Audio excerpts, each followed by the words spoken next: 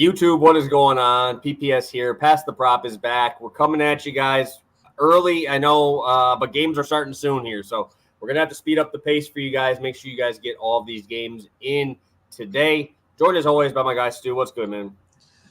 Nothing much, man. You know, it's been a pretty slow start to the week for me over here. Baseball ramping up a little bit, but I'm excited. We got a nice slate today. Like you said, all day baseball, right? As soon as we hop off this show, we're going to be bombarded with game after game after game, which is a pretty good day or a pretty good way to spend my Wednesday. So I'm looking forward to getting some more winners out here. A little bounce back for me. Had a little bit of a rough start to the week. So, hey, time to start making money right now. Let's go. Yeah, full slate. We're going all day, right? We even got a doubleheader in there. So we got what, 16 games today. Not much more you could ask for on this slate. But yeah, we got to get it moving here because the first game starts in like 20 minutes. So we'll just go right on into these spots on this card, right? So up and down, obviously, day baseball is everywhere. What is the game that's sticking out? I guess if you really want to, you can do one early, one late, or if you just have one that really sticks out in your mind, love to hear it.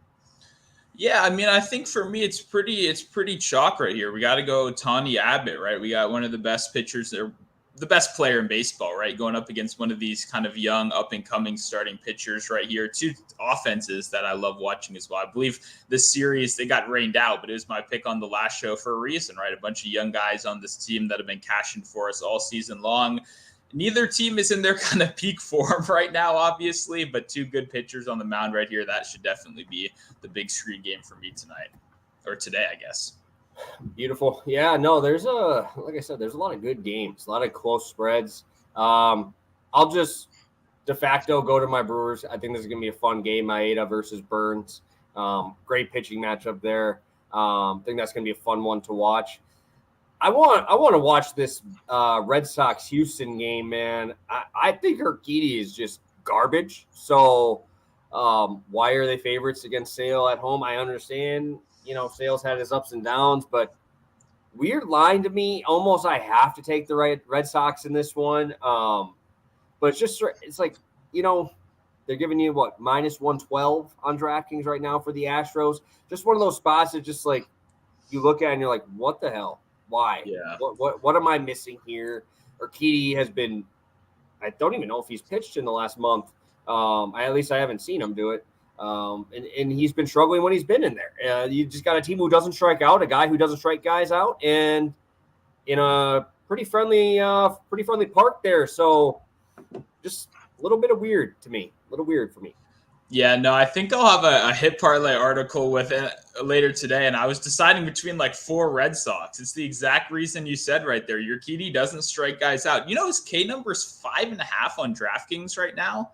I mean, that's kind of crazy against this. It's minus 180 to the under, so you got to get a parlay piece in there. But even the 5.5 being available against this lineup definitely caught me off guard. But same thing you said, obviously a kind of contact pitcher against a contact lineup. I definitely like the Red Sox tonight. Yeah, just you look at lines and just sometimes just like what the hell. So yeah, I guess we got 10 of you guys in your first 4 minutes. Thank you for popping in early with us. Hit that like button when you come in. Let's get to our dogs, guys. These dogs have been barking for us. Where are we going here today?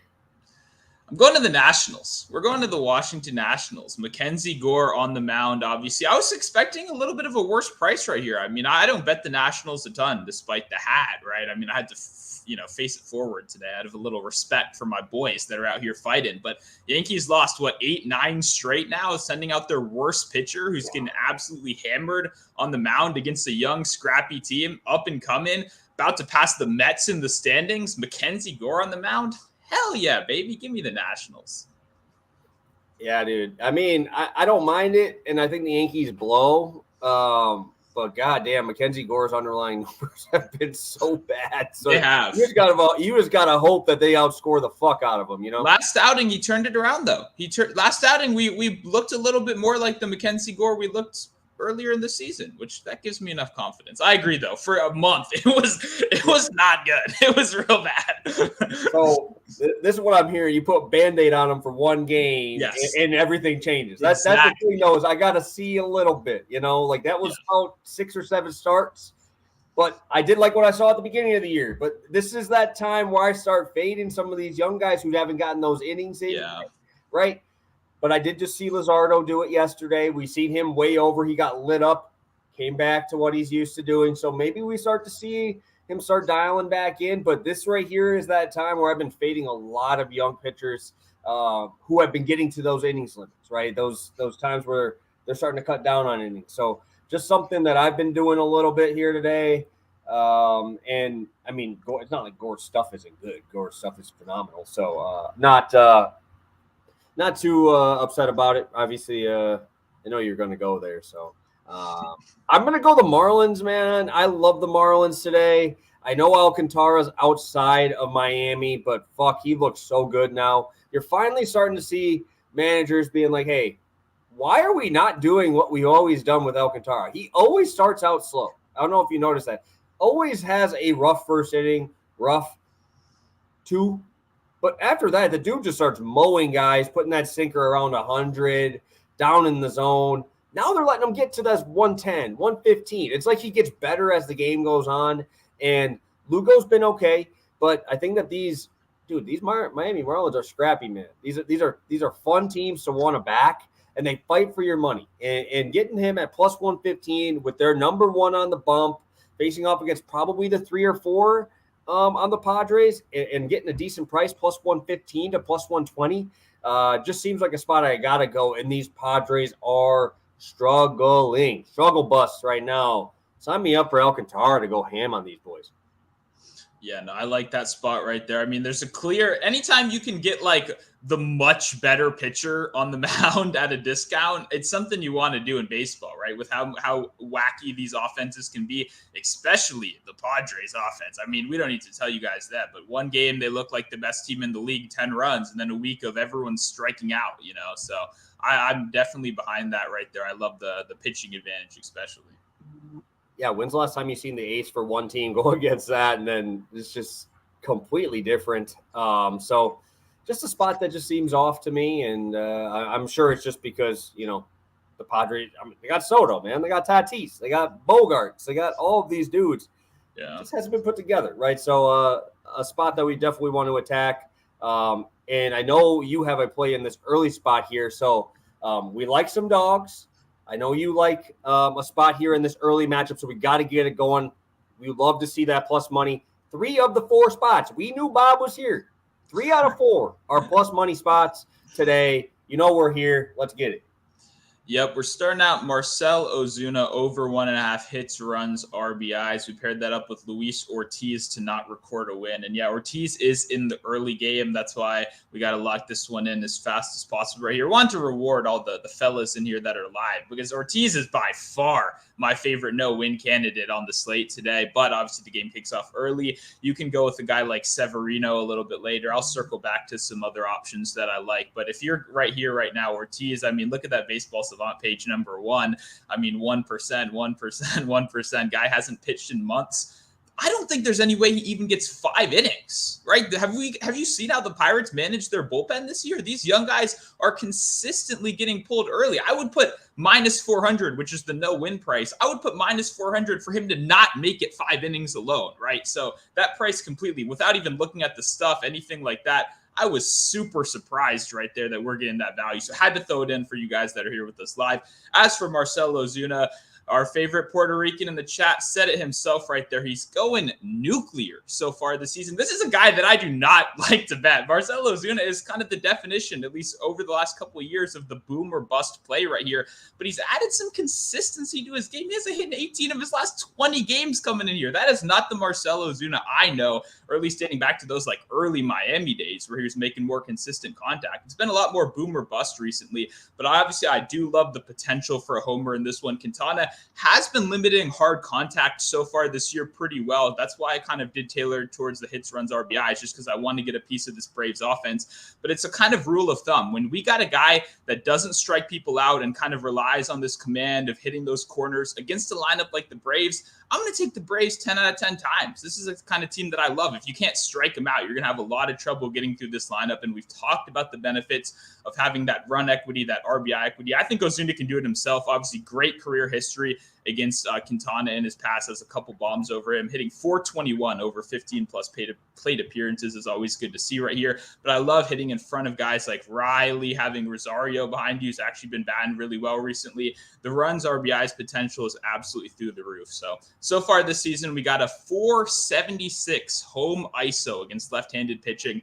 Absolutely crushing homers. I love the potential for him to just do it himself with a homer right here, but I do like that we have the kind of fallback of the hit consistency recently, 18 of 20, and then so much RBI equity with so many awesome hitters right in front of him and right behind him. So love this combo right here. Can't believe we're getting that plus money. Definitely lock it in ASAP. Hey, can't complain here, obviously, again. And that was the same thing with me back in some of these other spots, too, where it's like, dude, do you even think that he's going to get there? Right? He's got to get there. They've got to hold the lead. They got to do so many other things. And the only reason I think that is where it's at is because Thompson ain't that good, right? I mean, he's decent, but if he doesn't get 5 innings, it don't matter. You know, like it's like I understand the other guy's not that great, but you got to have a couple things happen, right? So it just is weird to me when you see a bad pitcher versus a bad pitcher, but they're both relatively neutral on no win. Bro, you got to get there, dude. 15 outs against this Cardinals team is not something I want to play around with. So really like that spot there from you. And I will be bringing up my plus money play here. Let me grab it. And we'll be going with, we were just talking about it. My long shot, or not my long shot, my dog shot today was the Miami Marlins. And again, I'm going to go there again, but I'm going to be backing them in another way today. I'm going to be backing them with Sandy Alcantara to get over 18.5. Outs. He's gotten it in 3 of his last 5, 2 complete games in there. And I just said it before. They are letting this dude's leash get like it was last year. 116 in that complete game. 110 in the other complete game. He's over 100 consistently now, right? The biggest issue was they just weren't letting him get those innings. They weren't letting him go that extra one. If he was getting to 90 pitches, they were pulling him, right? And again, this is I know a lot of you guys in here have watched John's show, right? Call to the Pen. We get in there a lot, right? We're in there talking a lot, and it is important. It is very important for you guys to not look at full season stats. You have to look at splits, right? Splits. This is such a long season. Yeah, Alcantara was awful, right? First four months of the season, March through June, he was over a 4.5 in every single month. Second half of the season, this dude has turned into an absolute machine again. He looks like the old last year Cy Young Award winner, right? Sandy Alcantara has a 2.70 ERA in the second half, 2.28 average, only a 3.86 slugging. This dude has been phenomenal in the second half of the season. He's limiting power. His xFIP is phenomenal. Like you can go up and down. His numbers have just flipped on a script. He has a 4.21 FIP, but a 3.22 xFIP. That means the regression is actually going to get better, right? These numbers should be getting better, and he's still done such a good job. Not only that, the Padres are the 4th worst team in OPS over the last 30 days. They've just not been able to put things together. Sandy in the second half has been phenomenal at leaving guys on base, 82% in the second half. That's the regression coming from the first half, which he sucked at keeping the guys on base, right? He was at a 64.5. So we're seeing that regression get back to where it should normally be. This guy's stuff is way too good to struggle for that long, right? So love Sandy Alcantara today. I love this matchup for him. They just got shoved on by a guy that was struggling in Jesus Luzardo. Not saying he doesn't have great stuff. I love the guy, but he has been struggling. Now you're going against a guy who is the number 1 on this team, who has not been struggling, who's looked phenomenal, and is locked in the second half. So sign me up here. I love Sandy today. I'm not even going to try to touch a strikeout prop. Not going to touch any of that. Just give me those outs. This guy is going to mow them down and keep them in the park. So let's get it, Sandy, and let's make it. Let's have another complete game. Yeah, no, and a part that I love about this that you didn't even mention too is you kind of mentioned the part earlier in the year when he was struggling. You didn't even really go on the fact that he was still hitting this number consistently, even through his worst outings of the year, right? That's the one consistent thing we've had all season long is that he is getting deep into these outings, whether he's at the top of his game or whether he's not at the top of his game. So obviously, like you said, now that he's actually kind of fully in it, he's looking a lot better. We're seeing it happen more regularly, but that's something that's been here all year long. So I love this spot. I already talked about that Padres inconsistent offense. You got an absolute ace on the mound right here. And I still remember playing this at 20 and a half last season, and juice too. It wasn't even, it's 20 and a half minus 130. So that's the kind of guy we're dealing with right here. Definitely love the spot. Beautiful, beautiful. Let's get it rolling. We got two of our favorite hitters today coming at you guys to finish it up. Again, if you guys got questions, get them in. Obviously, we're trying to move through this a little bit quicker today, knowing that we have games starting up here pretty soon. So drop those questions in the comments. We'll try our best to get there. Let's take a look who's in there right now. We got Cashville in here. Let's get that money. Pablo Reyes. Yeah, hey, find your guys, right? We talk about it all the time. Find your guys that you like and hammer them, right? Because you know it. The market might just not adjust to it. Like, who's looking for Pablo Reyes props? Unless you're diving in there, right? Unless you're in the dumps with us, diving in on these greasy spots. Nobody's looking at that. Nobody's out there looking at the 7-hole hitter for the Boston Red Sox, right? You're looking at Casas. You're looking at Duvall hitting these bombs. Hey, just slap them singles. They do the same thing. They do the job. We got Terrence in here popping in a meeting today, but hey, ready to cash some long shots. Hopefully we'll have a couple good ones there for you. I know there's a lot of them that haven't been out. And let's say, yep, Plus Money Bob talking about some dogs. And definitely agree with you today. These Wednesday, Thursday slates have been just filled with dogs coming at them, and we love to see it. So let's kick it over to you, going over to the Nationals. Yep, we're going over to Lane Thomas, over 1.5 hits, runs, RBIs, minus 120 over on DK/BetMGM. I mean, this is a price. I mean, we bet Lane a lot this season, but if you remember, a lot of the time it was at minus 140. You might have to throw in a parlay piece right here. We're getting a very respectable number for the number 2 hitter in this lineup, going against arguably, I mean, has he been Adam Wainwright level? I don't know, but he's definitely been a bottom 5 pitcher in terms of, hey, real life baseball and the prop community in Severino. And obviously all the advanced numbers are going to back that up. If you go over to the Baseball Savant page, just like Luis Ortiz a minute ago, it's looking like an absolute igloo. What I really do like to do though, when I look at these, I want to look at how these guys are trending, especially in their hard hit rate, right? You can kind of take a month by month view, especially at their specific pitches, right? And Severino, it's not like he's getting particularly better, right? When you look at his even opponent batting average to start the season, we're talking about 193. It's been over 300 in every month since then. June, July, August, all over a 330 OBA so far on the season. And the hard hit rate mirrors that, which is exactly what you want to see right now. So I like this matchup for a lot of reasons. I like obviously the runs, the RBI equity at the top of that lineup. You're going to have Abrams in front of you, who has been absolutely killing it. You mentioned all the time. The stolen bases are through the roof. Guy went from 10 stolen bases in the first half of the season to suddenly he's number 4 in the league in stolen bases, right? He's pretty much swiping every time he gets on over here. So you kind of love that you have a guy in an instant RBI situation. Then you have a bunch of hot hitters behind him, whether it be Meneses, whether it be a guy like Keibert Ruiz, who, guess what? Hitting over 330 since the All-Star break. One of the best catchers in the league, kind of going under the radar in that 4 spot. Stone Garrett was mentioned in the chat earlier. Another guy who's been swinging a very hot bat. I like that we have a lot of potential against a struggling pitcher right here. And what I like is, too, the pitch splits actually match up really perfectly because Lane has been killer against lefties. He's only killer in kind of specific situations against righties, but it really is fastball, slider, fastball, changeup, slider, like heavy right-handed pitchers. Those are the ones I want to target Lane with. Absolutely crushing the righty fastball, which has been Severino's highest thrown pitch to right-handed batters and also worst, 336 opponent batting average on the Severino side. Lane Thomas's best pitch pitch has been the righty four-seamer so far this year with a nice 280 OBA and then 540 slugging over there. The one pitch he does struggle a little bit more with is the slider, but obviously that's been, Severino's best pitch is out pitch. We don't want him to get there. He has been crushing the changeup, 303 against the changeup, over 500 slugging. So I love that they match up, and I love that his hard hit rate on the four-seamer and the changeup is both over 50% each of the last 2 months. He's getting absolutely crushed on those pitches. Lastly, before we get out of here, before the show, I was getting some shit from PPS right here. He's striking out a bunch, absolutely like an insane amount so far this year, or so far in the August, which I incorrectly predicted, right? But even looking at Lane, when he is striking out at a 30% rate in this month, he still hit this number in 13 of his last 18 games. He's still batting .290 with a 520 slugging this month. I get he may not be in his peak form all season, but this is a killer matchup. It's not a guy I'm particularly worried about right now. I know it's not a lefty, but I think it's a Lane Thomas kind of day.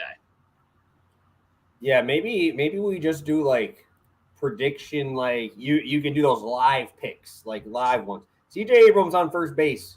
You live bet Lane Thomas 2K. If there's nobody on base, this dude's probably hitting a nuke. Like, it is crazy. I watched it. I'm like, dude, this guy, when nobody's on base, he is like a 500 hitter, I swear to God.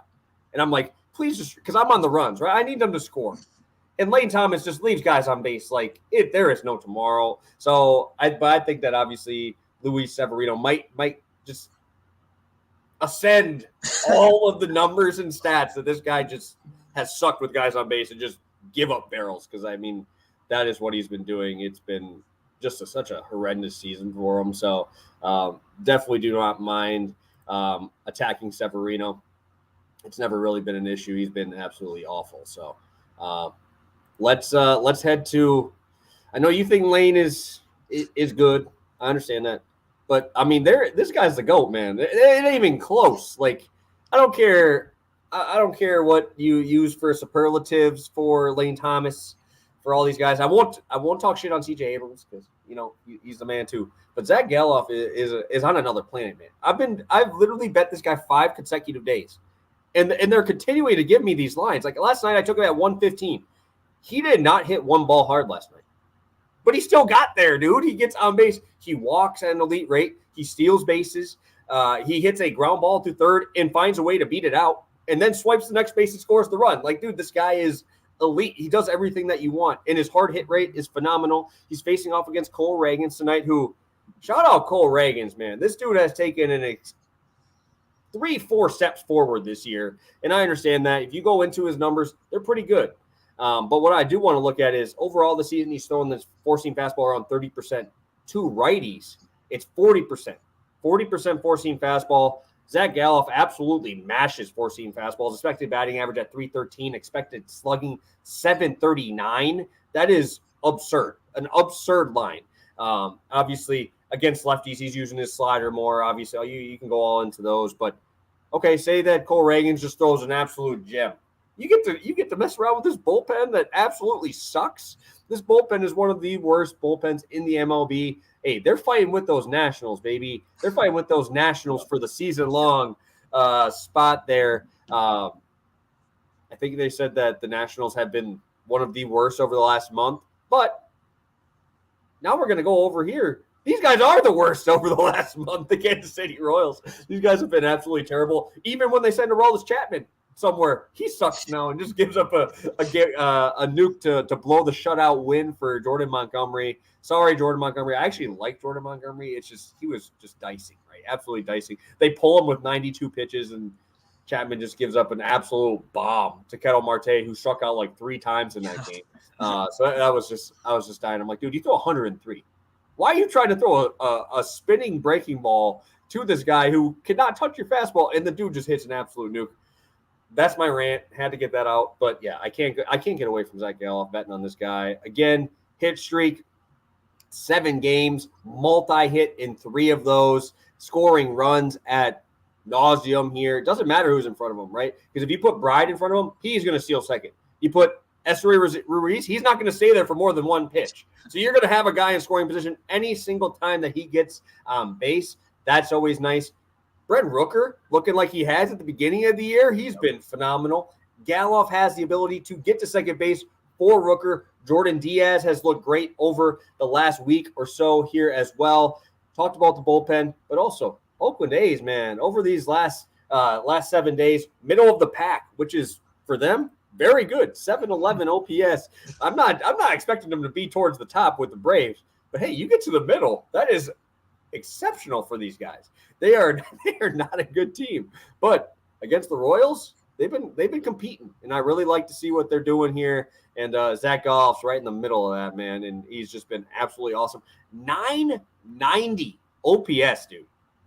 1151 OPS in this month. We're 23 days into this month, dude. Over 1100 OPS. I love this, man. This will be day 6, and they're giving me a plus money. What the? Yeah. Come on, give it to me. I love it. No, this gives me kind of like Ellie vibes from the beginning of the year where like there's so many different ways to get it. Like you said, the infield hit to stolen base is like so not factored into this bet, but so like there's so many different ways you can get there, which is kind of the point I know you were honing in on. And it's the reason I love this market so much, right? Is that you can get there in so many different ways. And yeah, I was very surprised. I tried to guess the odds before the show. I was thinking minus 130. I was not thinking we were going to get this at plus 115, especially with how well he's been trending recently. I think it's just kind of like what you said earlier. At the end of the day, not that many guys are betting on him, right? The big parlay people are betting, Aaron Judge plus 400, I don't know, hit 3 home runs tonight. And guys like this kind of fall through the cracks and they don't get adjusted at a good enough rate. I think we're going to keep killing them on this prop, and I love that it's plus money today. Like, so tell me this. Like, if Aaron Judge has an 1151 OPS in a month, he's sitting at 205, 2.5, minus 130, right? You're not even gonna come close to this number. Zach now since he's come up in this last month, he's the 18th best fantasy player in fantasy overall. 6 stolen bases, 8 homers, 14 ribbies, 17 runs scored, on base percentage at almost 400. Like, that's just perfect equity around the board. And dude, shout out to the A's for keeping this guy under wraps, bro. Just hiding this guy. I will be buying Bowman Chrome baseball product just to chase Zach Geloff. I will be chasing Geloff. This guy is single-handedly trying to put me into the playoffs. He's taken over the spot from C.J. Abrams and Bellinger. He's just picking up right where they left off. So plus money is absurd here. So let's go through a quick recap here. I'm not sure. We haven't talked about long shots yet, but we'll see what's up. Sounds good. Started off on the Lane train. Lane Thomas over 1.5 hits, runs, RBIs minus 120. And then we went to Marcell Ozuna over 1.5 hits, runs, RBIs. We paired that up with Luis Ortiz to not record a win plus 100. If you're not tuning in live and you're tuning in later, you want a substitution. I obviously do love the Severino no win as an option, as well as Curry to not record a win against the Dodgers. Both of those are good substitutes if you're not in live. Perfect. I'm on Sandy Alcantara over 18.5 outs at plus 110 DraftKings, and over on DraftKings as well. You get me Zach, the GOAT Geloff, over 1.5 hits, runs, RBIs at plus 115. Plus money across the board today, guys. Stu, what do you got for us? You got a long shot for us today? I only have one homer spot so far today, but I will gladly play that on the show. Let me get the best odds right here. I just mentioned it a second ago. We're going up in that Dodgers game against the odds are not as good as I thought. That's annoying. Dang it. I was looking earlier. Mookie was like 290, 300. Now he's 255. That's not good. That's a big drop off. Okay. I might have to go back to the drawing board then. I'm not playing 255 solo right now. So unless you have something, I think I might have to circle back a little bit later. Yeah, I do like a couple things here. I want to make sure that it all fits. Just because I know there's some double headers, which obviously mess with things, but there's also some spots where there's no pitchers out on a few of these spots. I'm going to go through a 729 spot, plus 729. And we're doing, you know what I'm doing. You already know where I'm at. We're going to do that first 5 alternate again, but I'm going to go with a spread. My 2 favorite spreads today in these early games. So it's for you guys here who are with us and obviously are going to be able to see these right away. So these are going to be both first 5. So I'm going to try and make sure I put this in there because I really like both these spots. Plus 729, Seattle first 5, minus 2.5. George Kirby versus Kopech. Obviously, Kopech has been atrocious. What I do really like is we're seeing Julio Rodriguez come back. I know he missed yesterday with an illness. He's back. Let's just look at Suarez too, dude. He is on fire right now. This whole team got that contagious hitting coming around here. We love that. And I really like the Tigers early in this game. They're playing at 110 now with the rain. But I really like the Skubal matchup. I really like to fade Jameson Taillon. I love it when they have a ton of righties, right? The power against righties is phenomenal. He does a very good job. But, man, Torkelson's hot. We talked about him. That's a tough righty. You got Carpenter. You got Riley Green, Akil Baddoo. They're just loading this lineup with lefties up here. And then, obviously, you go to the bottom. Vierling's been really good as on the right side. Jake Rogers has been good with the pop. And he's got that mustache still, so you know he's hitting the mid today. So I really like this spot, and I think Skubal will do just enough to keep him there. If this was in Wrigley, I think it'd be different. But I think that this Tiger team have been playing pretty well. They're scrappy, man. I like a lot of these young guys they have. Carpenter's just come out of nowhere to be a really big focal point of this offense. And Riley Green is a superstar, man. Nobody talks about him being up in Detroit. So really like the spot at almost plus 800, 8-1 odds. I really like Seattle. I mean, Kopech has just been awful, man. And Detroit, I think they get started early. Not sure how it's going to go late. Their bullpen was really, really good to start the year, and now it's kind of in that middle spot, right? It's kind of falling apart a little bit, which you expect. You know, you don't expect them to go crazy forever. But early on, I think both of these teams take care of business. Yeah, I actually really like this combination a lot. I was looking at different ways to kind of play Detroit today as well. Obviously, with that kind of pitching mashup we got right here, I like the plus money at 1.5 you're getting right here. And you mentioned that lineup is absolutely trending in the right direction, especially with the pop coming alive recently. And getting a guy like Green, I really think injuries have derailed it. I think he would be getting more credit because he has put together some great, stretches so far. It's just unfortunately they've been broken up by some injuries, which kind of kills the momentum. And then, like you mentioned, we faded the something out of Kopech last time you pitched. I don't know why we can curse on here. I don't know why I was filtered. Yeah, I was gonna say, I'm like, when have we ever stopped ourselves from doing I'm that? practicing, okay? It's NFL season. Got to get serious out here. I don't want to. Yeah, okay, but yeah. Anyway, we absolutely faded him last outing in Colorado when he was up there, and I've been looking for ways to do it again today. So I definitely like this spot, and I will throw in my own long shot in the ring as well right there. I've been looking at combinations all day. I'm finally getting into the RBI market. We're going Keibert Ruiz and Pete Alonso to both record an RBI, and that is plus 580 for tonight's slate. I absolutely love Keibert Ruiz. I do believe he might hit a homer today. I think that's my kind of sneaky prediction right here. But obviously, he's not the biggest homer guy. I love that he's hitting cleanup, though. I want to take advantage of Severino in this lineup, whether it's a guy like Thomas scoring, Abrams scoring, Meneses. We have multiple options at the heart of that lineup. As for Alonso, we know this is a guy that can do it himself. We just need one Charlie Morton hanging curveball. He got hit by the pitch yesterday. We got booed, but we also are in that nice batting order spot as well, where we have a couple chances before him in the lineup. So I like this combo. Two guys that I think are going to go yard. I like the RBI option, though, because it obviously gives you so many different ways to get there against pitchers that I'm pretty fine with fading today. I like the odds on this one. It's over on DK, and yeah, let's cash. Yeah, no, not a bad option at all. Alonso obviously can just do it in one swing anyway, on a homer anyway. So always like that. You don't even need somebody on base for you to get the job done. So love that spot. Obviously, we have our long shots out there. Stu, what do you got for the people here before we head on out today? Yeah, I mean, nothing much real. I probably have another player too. Like I mentioned, I do love some of those Red Sox for tonight's game that you talked about earlier. So there's some great spots on today's slate. Make sure to go follow over on Twitter. Join the Discord if you want to see the whole community's bets. We got a lot of good ones over there. And yeah, NFL is right around the corner, obviously. Hoping to finalize some stuff in the coming days, get some stuff together for the season. I want to have some guests on next week to talk futures.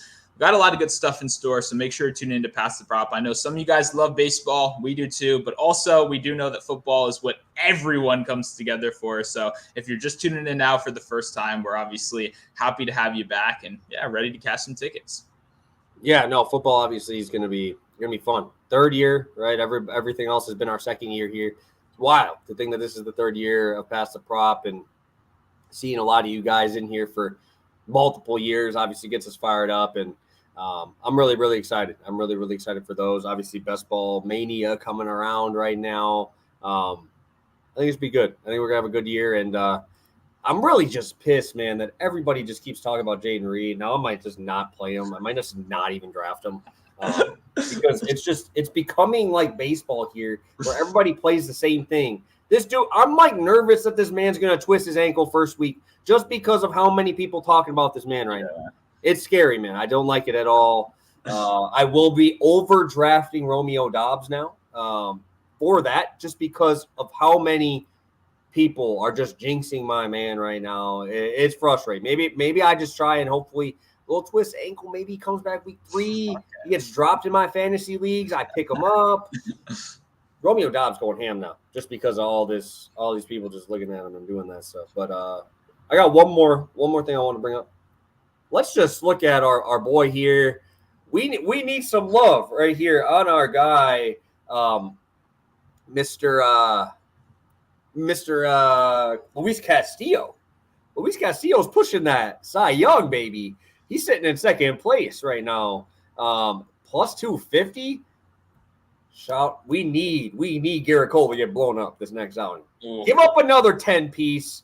I want him to face the Red Sox every single time because this man gets blown the fuck up by the Red Sox. I want the Red Sox to say, hey, we're going to have a rain out here just so we can move that to his start day. Smart. And watch Rafael Devers put 4 more nukes on this man because it's Luis Castillo season. We've been on this season the longest of anybody. I mean, just backing this dude. I'm ready. Dude, he's second place out of nowhere. Just passing everybody. He's passed Gausman, past Ohtani, past all these dudes. Dude just continues to just throw up zeros. 47 consecutive fastballs. What a fucking savage. That is so savage. And the fact that he threw a shutout makes it even better. My God, that alone should put you in the favorite. Garrett Cole doesn't have the balls to do that. Luis Castillo just says, oh, I just thought my thing was broken. I thought the pitch count was broken and it just didn't work. Cal Raleigh's just laughing up there, putting it the same thing. Shout out, dude. Luis Castillo. That might be the most savage thing I've ever heard, that he's doing that at the professional level. Yeah, throwing just 47 consecutive fastballs and not giving a fuck about it. So shout out him. Hopefully he does it again, throws a no, and gets him in that first place. Let's get him that Cy Young award. Dude has been great over in Seattle. That would be a huge win for us. Obviously, talking about him to lead in wins and Cy Young there. And if Ohtani wasn't there, my God, Kyle Tucker would win that goddamn MVP. Yeah. God, that pisses me off. He's just so good, though. Ohtani's just so good. And I saw Yoshida is falling significantly farther behind because Gunnar is just putting up a fucking season, man. So just thought we'd give updates on those. Gowan officially now has moved into the 1, like, significantly. I probably can throw a little sprinkle on Spencer Strider, though. That's what I was thinking. 360. Too. God damn, dude. People hating on him, man. And I get it. I mean, Gowan's been great. But, dude, if they don't start winning, bro, I don't think that they're going to vote him in. Like, there's at least 3 more starts here. And, dude, Spencer Strider is going to get 7 runs of support every time he's out there. So. Well, yeah, and too, watching Gallen just last night, I watched that whole game. Like, he's an ace, but he's like, he doesn't have that like sexiness that a lot of these guys have, where they're striking people out. There's a lot of flair. Gallen does it in a much more boring way, which frankly shouldn't matter, but it does. It clearly matters. Stuff like that, the media, how they interpret these guys as well. So I was kind of thinking this. I was looking at that Strider number and going, we're 112 strikeout. Right, yeah, we're 112 strikeout game away from that being kind of even up again. So I like that number. Yeah, dude, it's just I can't believe that, man. I can't believe that. And I mean, I just looked at it today. Oh, let's check. Oh yeah, just pencil Geloff into the 2-hole forever, bro. Just got the Oakland A's lineup. Just don't even think about it, dude. Just automatically in the 2-hole. Let's just. I might need to freaking go. I wish Geloff came up like a month earlier, bro. Damn. Plus. Did want to put this out there. I know I'm off the rails right now on what the fuck we're talking about, but Spencer Strider getting that same Giants team in San Francisco on Friday, that boy just put up 10 Ks on him. in Atlanta, which is so much harder to pitch in. Now he's going to go into San Francisco, probably the best pitching park to throw in the NL, and he's going to just go up against them again. I don't see anything different happening here. You put up another 12 strikeout outing, and Gallen just had a good one, so his number ain't going to go up any higher. This is that time. Plus 360. I'm grabbing Spencer Strider. Oh, man, let's do it. Let's get a little Strider live. I like this little mid-season, unexpected, unplanned futures action. I'm with you. I didn't even plan on it. I just came up and I'm like, I just looked at it. I'm like, Luis Castillo, boy, he's eating right now. And they officially have taken off the AL MVP race. Yeah. Unfortunately, I wanted to see how close Tucker was. I think he was like 5,500 in second place. And Ohtani was there.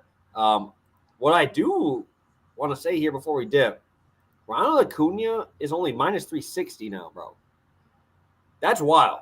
Like, he was like minus 1,000 a couple weeks ago. And it's not like he's playing bad. Freddie Freeman is just playing out of his ass right now, playing crazy. Him and Mookie, both plus 550. Same price. Just something to throw out there. But, yeah, it's tough to think that Ronald will give that back up, especially if he hits, like, I think 5 more homers to get that 30 and 60 or 30 and 70 season. It's going to be tough to beat that, even if Freddie Freeman bats 350. Yeah, no. For a sec, all the gambling Twitter guys were going on. What's his name? Olsen. That was the popular ticket you were seeing. But the homers have kind of trended at a regular rate. He's not hitting them at an insane rate anymore. So he's kind of been bumped out the picture a little bit right there as well.